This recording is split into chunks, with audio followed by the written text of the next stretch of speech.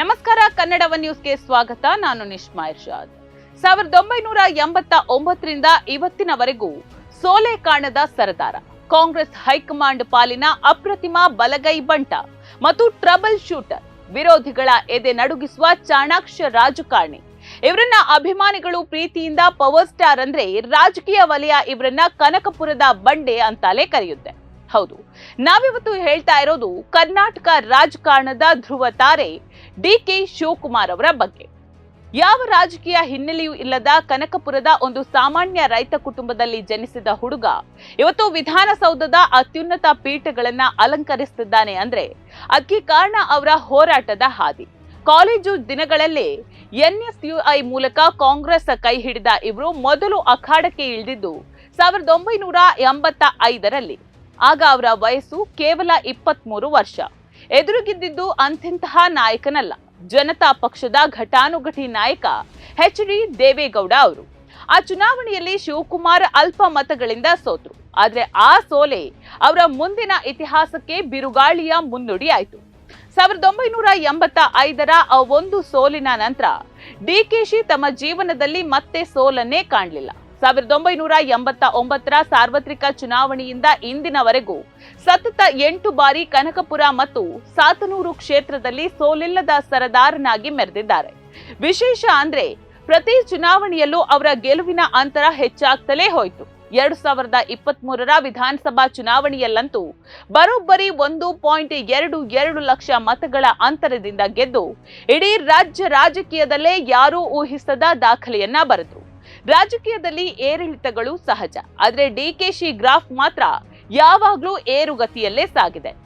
ಡಿಕೆಶಿ ಕೇವಲ ಸಂಘಟನೆಯಲ್ಲ, ದಕ್ಷ ಆಡಳಿತದಲ್ಲೂ ಸೈ ಎನಿಸಿಕೊಂಡವರು. 1990ರಲ್ಲೇ ಬಂದಿಖಾನೆ ಸಚಿವರಾಗಿ ಕಿರಿಯ ವಯಸ್ಸಿಗೆ ಮಂತ್ರಿಯಾದ ಇವರು ನಗರಾಭಿವೃದ್ಧಿ ಮತ್ತು ಇಂಧನ ಸಚಿವರಾಗಿ ಅದ್ಭುತ ಕೆಲಸವನ್ನ ಮಾಡಿದ್ರು. ಇವರು ಇಂಧನ ಸಚಿವರಾಗಿದ್ದಾಗ ತಂದ ಪಾವಗಡ ಸೋಲಾರ್ ಪ್ರಾಜೆಕ್ಟ್ ಅಂದಿನ ಕಾಲಕ್ಕೆ ವಿಶ್ವದ ಹಾಗೂ ಏಷ್ಯಾದ ಅತಿದೊಡ್ಡ ಸೋಲಾರ್ ಯೋಜನೆ ಅಂತ ಅನಿಸಿಕೊಂಡಿತು. ರೈತರಿಗೆ ಅನ್ಯಾಯವಾಗದಂತೆ ಭೂಮಿ ಪಡೆದು ಯೋಜನೆ ರೂಪಿಸಿದ್ದು ಇವರ ದೂರದೃಷ್ಟಿಗೆ ಸಾಕ್ಷಿ. ಇನ್ನು ಮೇಕೆದಾಟು ಯೋಜನೆಯ DPR ಸಿದ್ಧತೆ ಹಾಗೂ ಬೆಂಗಳೂರಿನ ಅಭಿವೃದ್ಧಿಗೆ ಇವರು ನೀಡಿದ ಕೊಡುಗೆಗಳು ಇತಿಹಾಸದಲ್ಲಿ ಸದಾ ಉಳಿಯುವಂಥದ್ದು. ಇವರನ್ನ ಟ್ರಬಲ್ ಶೂಟರ್ ಅಂತ ಕರೆಯೋದು ಸುಮ್ಮನೆ ಅಲ್ವೇ ಅಲ್ಲ.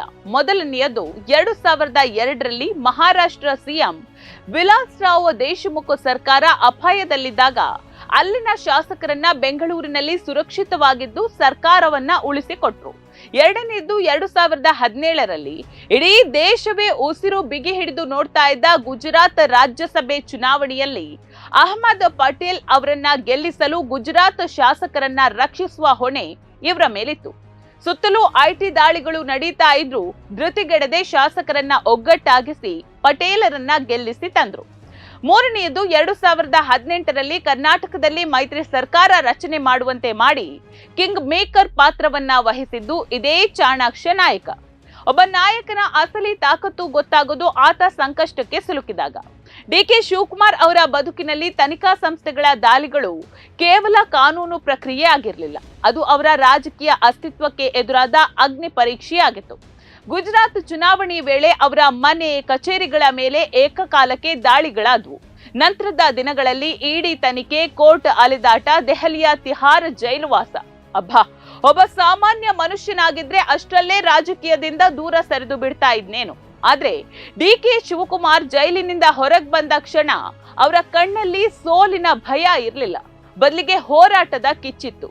ಅದೆಂತಹದ್ದೇ ಕುತಂತ್ರ ಒತ್ತಡಗಳು ಇವರ ಮೇಲೆ ಬಿದ್ರು ಮಣಿಯದ ಇವರ ನಿಲುವು ನೋಡಿಯೇ ಇವರನ್ನ ಪಕ್ಷಾತೀತವಾಗಿ ಇವತ್ತಿಗೂ ಅಕ್ಷರಶಃ ಬಂಡೆ ಅಂತ ಕರೆಯೋದು. 2020ರಲ್ಲಿ ಪಕ್ಷ ಕಠಿಣ ಸ್ಥಿತಿಯಲ್ಲಿದ್ದಾಗ ರಾಜ್ಯ ಕಾಂಗ್ರೆಸ್ ಸಾರಥ್ಯ ವಹಿಸಿಕೊಂಡ ಇವರು ಕೋವಿಡ್ ಸಂಕಷ್ಟದ ನಡುವೆಯೂ ಆರೋಗ್ಯ ಹಸ್ತ ಮೂಲಕ ಜನರ ಸೇವೆಯನ್ನ ಮಾಡಿದ್ರು.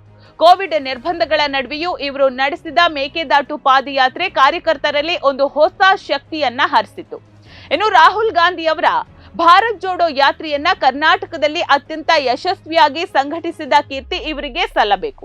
ಇವರ ಅಪ್ರತಿಮ ಸಂಘಟನಾ ಶಕ್ತಿಯ ಫಲವಾಗಿ 2023ರ ಚುನಾವಣೆಯಲ್ಲಿ ಕಾಂಗ್ರೆಸ್ 135 ಸೀಟುಗಳ ಐತಿಹಾಸಿಕ ಬಹುಮತದೊಂದಿಗೆ ಭರ್ಜರಿ ಅಧಿಕಾರವನ್ನ ಹಿಡಿಯೋದಕ್ಕೆ ಸಾಧ್ಯ ಆಯಿತು. ಡಿಕೆ ಶಿವಕುಮಾರ್ ಅವರ ರಾಜಕೀಯ ಯಶೋಗಾಥೆಯ ಹಿಂದೆ ಅವರ ಹೆಗಲಿಗೆ ಹೆಗಲು ಕೊಟ್ಟು ನಿಂತ ಒಂದು ಶಕ್ತಿ ಇದೆ. ಅದೇ ಅವರ ಸಹೋದರ ಡಿಕೆ ಸುರೇಶ್. ಡಿಕೆಶಿ ಸಂಕಷ್ಟದಲ್ಲಿದ್ದಾಗ ಇಡೀ ಸಾಮ್ರಾಜ್ಯವನ್ನ ಕಾಯ್ದು ನಿಂತದ್ದು ಇದೇ ಸುರೇಶ್. ರಾಜ್ಯ ರಾಜಕೀಯದಲ್ಲಿ ಡಿಕೆ ಬ್ರದರ್ಸ್ ಒಗ್ಗಟ್ಟೆ ಅವರ ರಾಜಕೀಯ ಬಲ. ಇದರ ಜೊತೆಗೆ ತಮ್ಮನ್ನ ನಂಬಿದ ಕಾರ್ಯಕರ್ತರನ್ನ ಅವರು ಎಂದಿಗೂ ಕೈ ಬಿಡೋದಿಲ್ಲ. ನನ್ನ ಹಿಂದೆ ಇರೋದು ನನ್ನ ಕಾರ್ಯಕರ್ತ ಸೈನ್ಯ ಅಂತ ಹೆಮ್ಮೆಯಿಂದ ಹೇಳಿಕೊಳ್ಳುವ ಇವರ ಬೆನ್ನಿಗೆ ನಿಲ್ಲೋದಕ್ಕೆ ಲಕ್ಷಾಂತರ ಅಭಿಮಾನಿಗಳ ದಂಡೆ ಸದಾ ಸಿದ್ಧವಾಗಿರ್ತದೆ. ಅದೆಷ್ಟೇ ಒತ್ತಡಗಳು ಬರ್ಲಿ, ತನಿಖಾ ಸಂಸ್ಥೆಗಳ ದಾಳಿಗಳಾಗ್ಲಿ, ಯಾವುದಕ್ಕೂ ಮಣಿಯದ ಅಕ್ಷರಶಃ ಬಂಡೆ ಈ ಮನುಷ್ಯ. ಹಳ್ಳಿಯ ಹಸಿರು ಹೊಲದಿಂದ ಆರಂಭವಾದ ಇವರ ರಾಜಕೀಯ ಇವತ್ತು ಇಡೀ ದೇಶವೇ ತಿರುಗಿ ನೋಡುವಂತಹ ನಾಯಕತ್ವದ ಎತ್ತರಕ್ಕೆ ತಲುಪಿದೆ. ಅಧಿಕಾರ ಇರ್ಲಿ ಇಲ್ಲದಿರ್ಲಿ, ಇವರ ಅಚಲ ನಿಷ್ಠೆ ಮತ್ತು ಧೈರ್ಯ ಮಾತ್ರ ಎಂದಿಗೂ ಬದಲಾಗದ ಸತ್ಯ. ಹೊಸ ಪೀಳಿಗೆಯ ರಾಜಕಾರಣಿಗಳಿಗೆ ಇವರ ಜೀವನವೇ ಒಂದು ರೋಚಕ ಸ್ಫೂರ್ತಿ. ಕರ್ನಾಟಕದ ರಾಜಕೀಯ ಇತಿಹಾಸ ಇರುವವರೆಗೂ ಡಿಕೆ ಶಿವಕುಮಾರ್ ಎಂಬ ಹೆಸರು ಧೈರ್ಯ ಮತ್ತು ನಿಷ್ಠೆಗೆ ಅಚ್ಚಳಿಯದ ಸಂಕೇತವಾಗಿ ಉಳಿಯಲಿದೆ. ನೋಡ್ತಾ ಇರಿ ಸಮ ಸಮಾಜಕ್ಕಾಗಿ ಕನ್ನಡ ಒನ್ ನ್ಯೂಸ್. ನಮಸ್ಕಾರ.